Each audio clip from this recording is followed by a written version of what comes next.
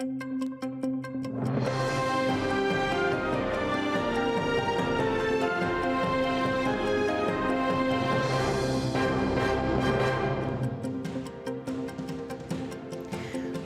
у Києві, 16 у Криму». Час новин на АТР. Ви дивитеся «Заман». В студії Софія Абляєва. Вітаю вас. Кримські правозахисники просять світове співтовариство сприяти доступу медиків до Бекіра Дегерменджі в Криму. Напередодні фігурант сфабрикованої окупантами справи про вимагання грошей знепритомнів у СІЗО і опинився в реанімації. У Бекіра Дегерменджі загострилася бронхіальна астма, і зараз лікарі оцінюють його стан як вкрай важкий. Чоловік сам не дихає, він на штучній вентиляції легень. Українські правозахисники закликають лідерів країн Євросоюзу, США і Канади, аби вони посприяли доступу до кримчанина незалежних лікарів. Сьогодні місцеві медики провели консіліум. Дружина Альє Дегерменджі повідомила АТР, сьогодні її чоловікові зроблять бронхоскопію.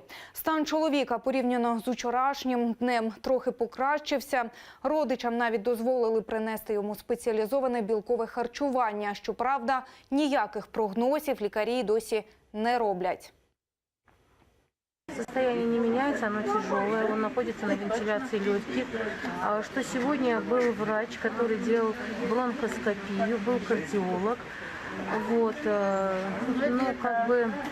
пока сейчас дать нам точный диагноз, который бы, мог сказать, что нас ожидает в дальнейшем. Поэтому каждый день он нам что-то будет, приносить новое. На ситуацію з Бекіром Дегерменджі відреагувало Українське міністерство закордонних справ. Речник Мар'яна Беце звертається до окупантів з вимогою надати термінову медичну допомогу. Вимагаємо надати невідкладну медичну допомогу. Висловлюємо протест Російській Федерації. Підконтрольний Кремлю Центральний райсуд Сімферополя переніс засідання так званої справи 26 лютого. Сьогодні мали допитати двох фігурантів справи – Алі Асанова та Мустафу Дегерменджі. Причина переносу справи – адвокати Ескендера Кантемірова та Ескендера Мірвалієва не прийшли на засідання суду з причин зайнятості в інших справах. Цього тижня судді допитали інших трьох фігурантів справи – Ескендера Кантемірова, Ескендера Мірвалієва і Арсена Юнусова.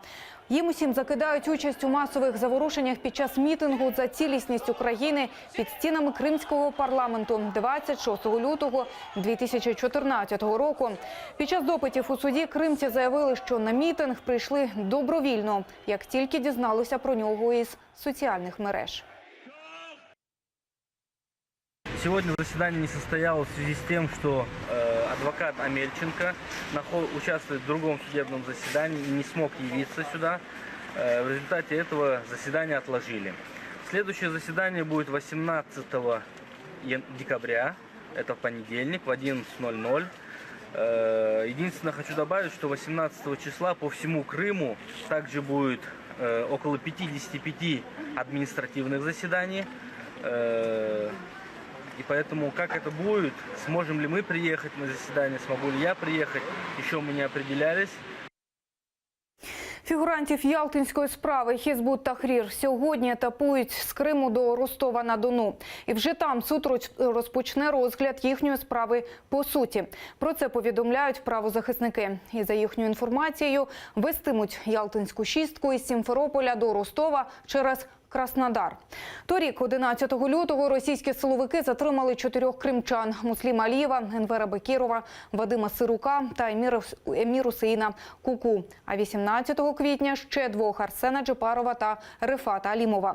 На початку грудня їм подовжили тримання під вартою на 6 місяців, аж до травня наступного року.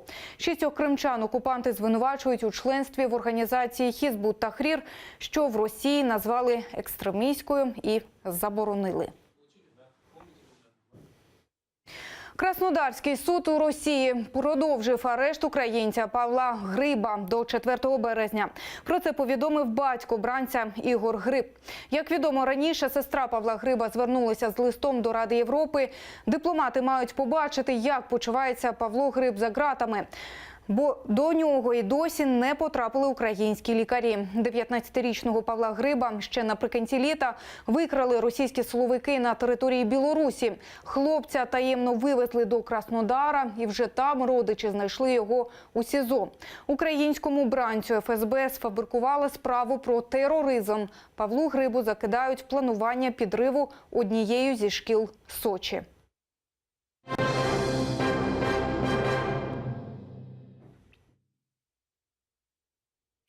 Сьогодні перший день реформованого Верховного суду України. Відтепер він опікуватиметься виключно касаційними справами. Варто нагадати, що саме сьогодні, 100 років тому, розпочав роботу Верховний суд Української Народної Республіки.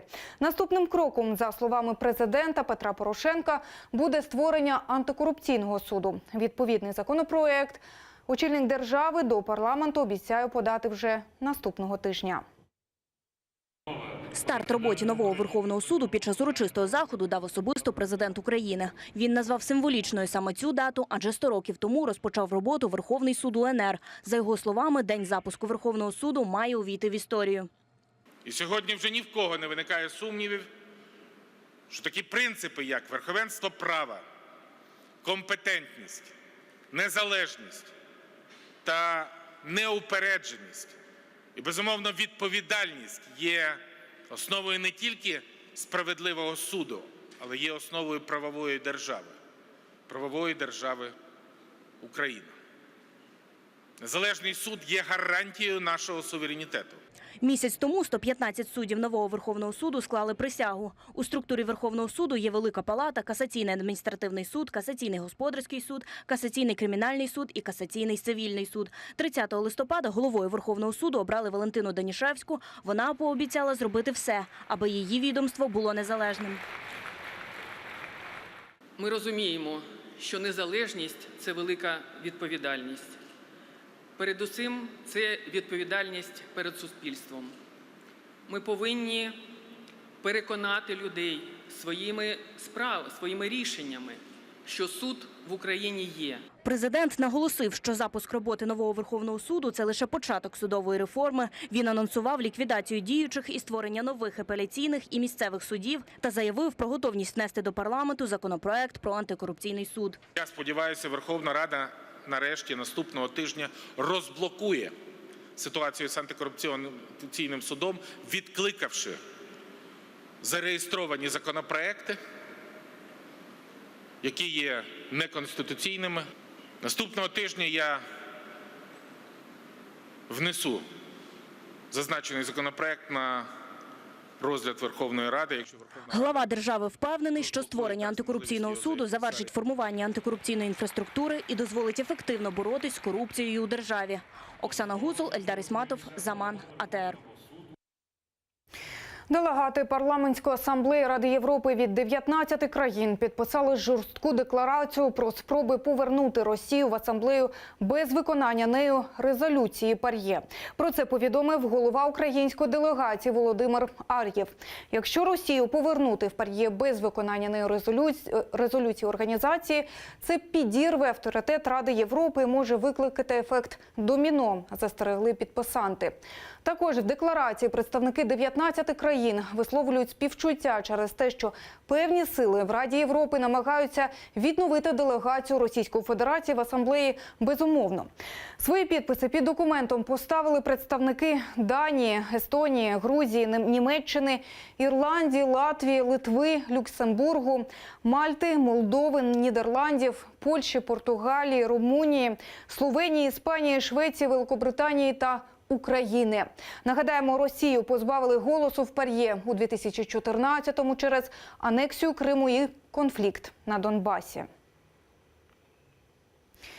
МЗС України пригрозила санкціями учасникам виборів у Криму. Будь-яка участь політиків, активістів або спостерігачів у виборчому процесі на території окупованого Росією Криму є незаконною. Таке заявив заступник міністра закордонних справ України Василь Бондар. Учасникам виборів заборонять в'їзд до України, також вони потраплять і під міжнародні санкції. Сьогодні стартувала передвиборча кампанія в Росії. Вибори президента там призначили на 18 17 березня 2018 року. За законом вибори мали би відбутися у другу неділю березня, але їх перенесли на 18 березня, щоб голосування збіглося із річницею підписання так званої угоди про так зване входження Криму до складу Росії. 18 березня 2014 року Владимир Путін підписав з самопроголошеними представниками так званої влади Криму договір про вступ Криму і Севастополя до складу Російської Федерації за результатами так званого референдуму про приєднання півострова до Росії.